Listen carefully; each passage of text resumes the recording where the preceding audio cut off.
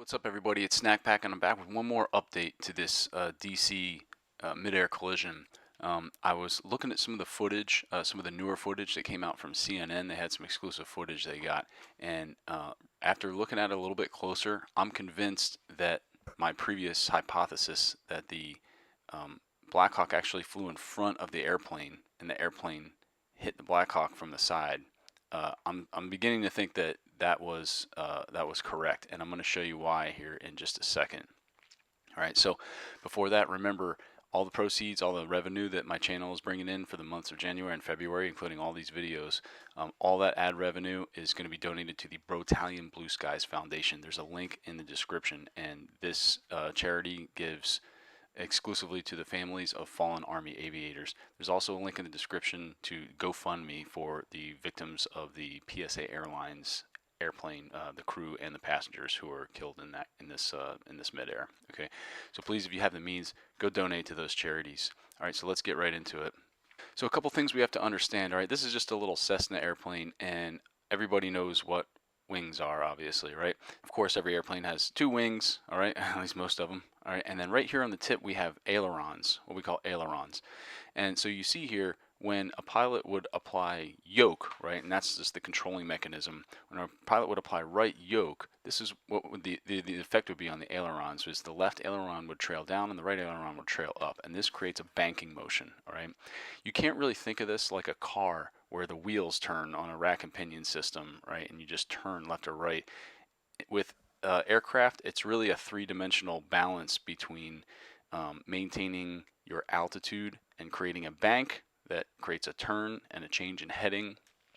And usually there's a give and take between altitude and airspeed. So typically, if I'm going to bank, I'm going to have to pull back on the yoke a little bit. I'm going to have to pull up. As I pull back on a yoke, all right, back here, this elevator is going to trail up, and it's going to create a pitch up in the airplane, all right? So it's important to understand how this works.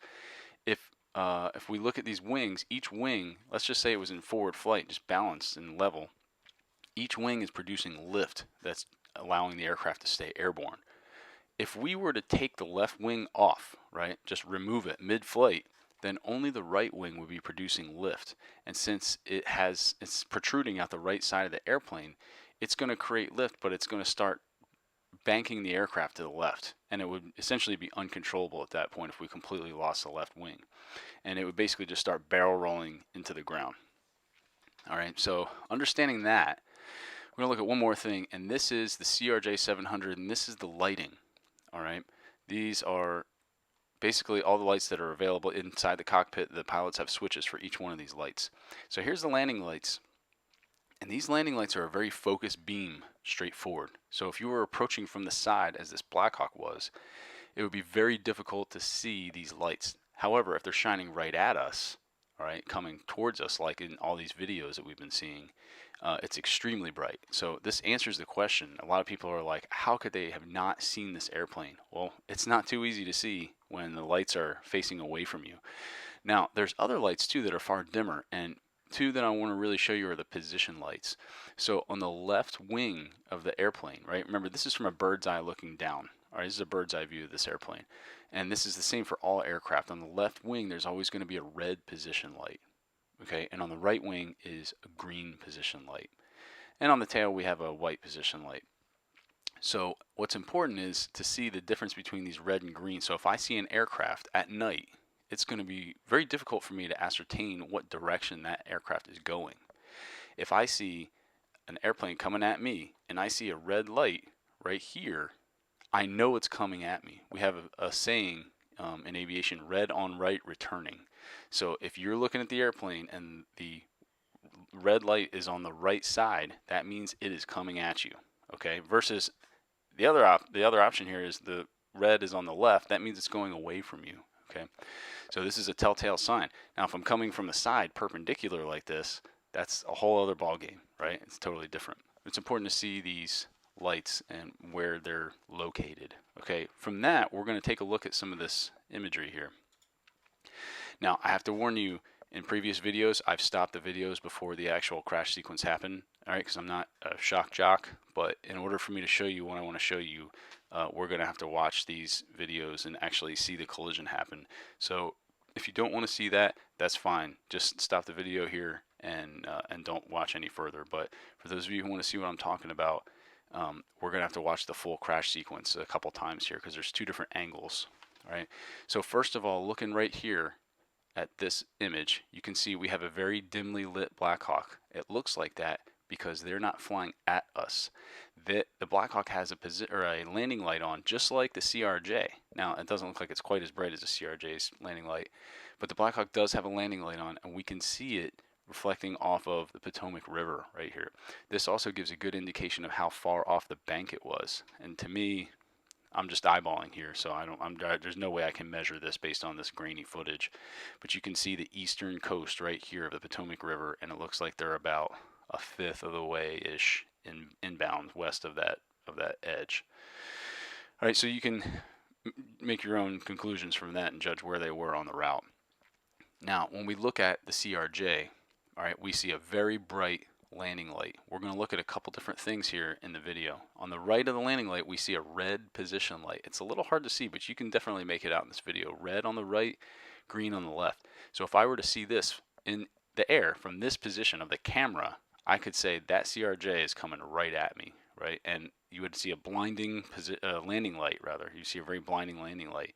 But what the Black Hawk's seeing is kind of like what we're seeing from this angle of the Black Hawk. All right, we see a couple little lights, but you can see they're not really too much brighter than like any of these lights on the ground. Okay, so if I was a little bit higher from this perspective, right, which you can kind of see, this angle is a little low compared to the flight paths of these two aircraft, right? Wherever this footage is coming from, it's got to be less than 200 feet, right? I'm guarantee you that. So we can see them on the backdrop of the sky. But that's not what they're seeing from their perspective, all right? They're higher up. So it's possible that they're so high up that, like this Black Hawk, if you saw it, if we climbed up another 100 feet or so, this Black Hawk will get lost in these ground lights, all right? And it might be almost invisible, especially if we're moving too, then all the lights around us are going to be moving in relation to us. That's something we call motion parallax. And so if there's these moving lights along the vertical or along the position in the field that we're looking at, then it's going to be kind of hard to see. All right, so let's continue watching, and I want to show you what I think, or at least what I'm seeing. All right, so we watch, and there's the collision. All right, we've all seen this. Now watch really close to the airplane right now. So you can see, obviously it's coming at us, all right?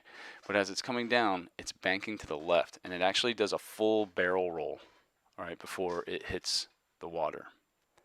So why would it do that?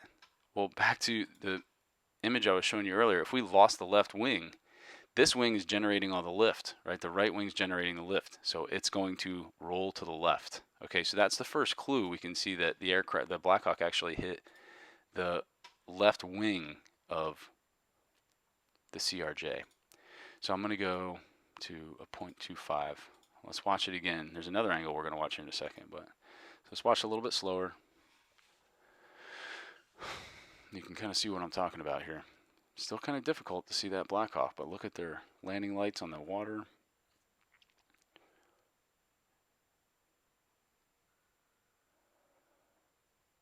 And here it comes. Crosses in front, and then it clips that right wing.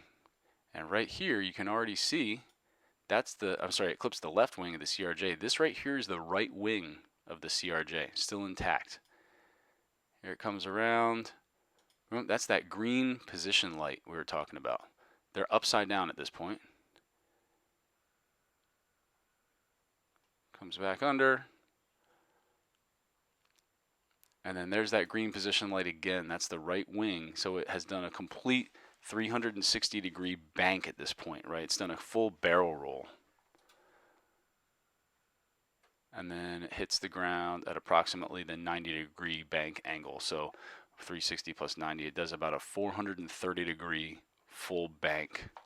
All right. So before we go to the next one, I also want you to see, we know from the NTSB, they reported to us the other day that the CRJ likely saw the Black Hawk at the very last second and tried to make an input. They said they made a pitch input, which would have meant they pulled back on the yoke. And if they pulled back on the yoke, then that would have created this, that would have led to the elevator trailing up. Now this, I know this isn't a CRJ. If we go back to the other picture we found, that would have been right on the back, on the tail here, right? When they pulled back on their yoke, this tail, all right, these little pieces on the back of the tail, that's the elevator, and that would have caused the aircraft to pitch up.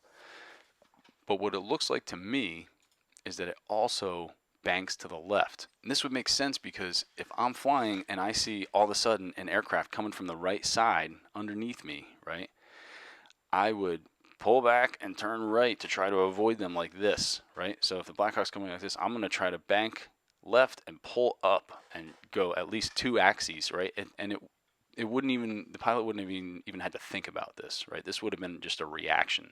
This would have been a visceral reaction that they would have had, like, oh my God, here we go, right? And it would have pulled back and banked left. And the way we can see that happening, the way I see it happening at least, and this is, you know, I could be wrong about this, right?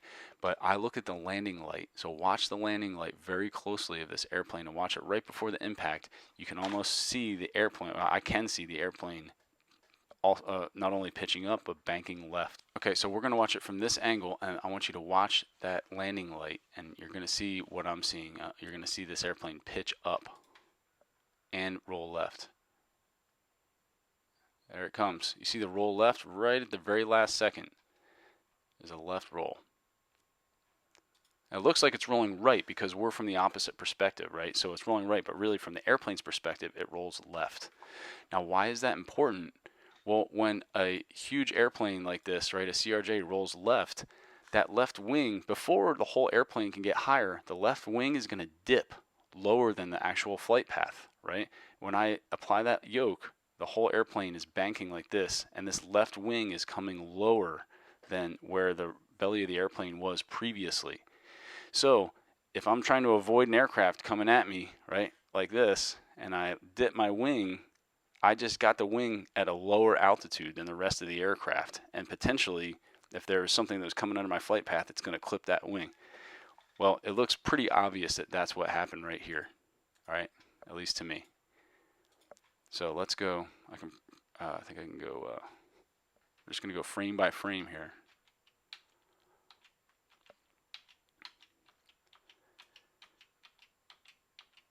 There's the pitch up. And the left bank. And right there is where it clips. And it clips the left wing. All right, so at normal speed, we see it pitch up and bank left, clips the wing, and then it enters that barrel roll and starts rolling to the left.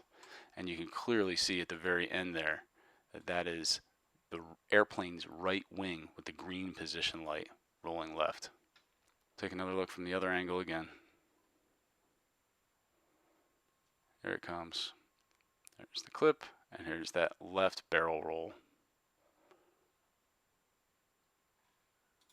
So what happened here, again, I am not an NTSB investigator, all right, but I can pretty clearly see what happened in this video. That Black Hawk passed in front of the CRJ. The CRJ made a corrective action because it was in very close proximity to another aircraft, which should have never happened, all right? And it pitched up, and then it banked left, and that is where the Black Hawk clipped the wing. All right. What does this mean? Does this mean the CRJ was to blame for this accident? Absolutely not.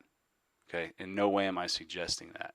These aircraft are way too close together. But what I'm trying to show you is at the point of impact what actually happened. A lot of the earlier videos, it made it look like the Black Hawk just hit the airplane from the side. All right. And that is not, doesn't seem to be the case based on what the video that I'm watching here and looking more closely at. So again, we're not here to place judgment or place blame. We're here to see what actually happened in this accident, all right, and where the actual contact made, because that's going to make a really big difference in preventing future accidents and seeing what exactly unfolded here, right? So if I had to guess, and again, now I'm making conjecture at this point, right? If I had to give you my conjecture, this Black Hawk passed in front of the PSA Airlines aircraft. PSA pitched up and went left to try to avoid it, and at the last second, we clipped that left wing, and it immediately seems to have immediately ignited the fuel in the wing, right? All the fuel in these airplanes is contained in the wings.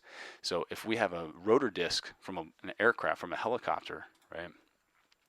Remember, that rotor disc is spinning extremely fast, and if it clipped and severed the wing and got into the fuel cell, there's metal on metal there. Very, very likely there's going to be sparks, and that could have ignited that fuel and created that big fireball that we saw. All right. So again, this is just what I'm seeing, and the NTSB is going to give us a full rundown when their investigation is complete, and we're going to see exactly what happened. All right. These videos are not being made to place blame on anyone. These videos are not intended to see who's at fault for these aircraft. We're simply trying to understand what happened from a pilot's perspective, from an ATC controller's perspective. How can we prevent this from happening again? And that's the point of all these videos. And you'll see in the comment section there will be a lot of people who are going to give their opinions, and that's great, and I encourage that. But we're not blaming anyone just yet. All right, that's the job of the NTSB. All right. The last thing I'm going to show you is a video a buddy of mine sent me from the cockpit, flying at night, and there's an aircraft in this video. All right, and he zooms in on the aircraft, and just to demonstrate how difficult distance estimation is at night, I want you to comment in the comment section. I want you to tell me how far away you think that aircraft is from the viewer, from the person taking the video. All right, so I'll play that now, and let me know how far away you think it is. That's all I got for you. Snak Pak out.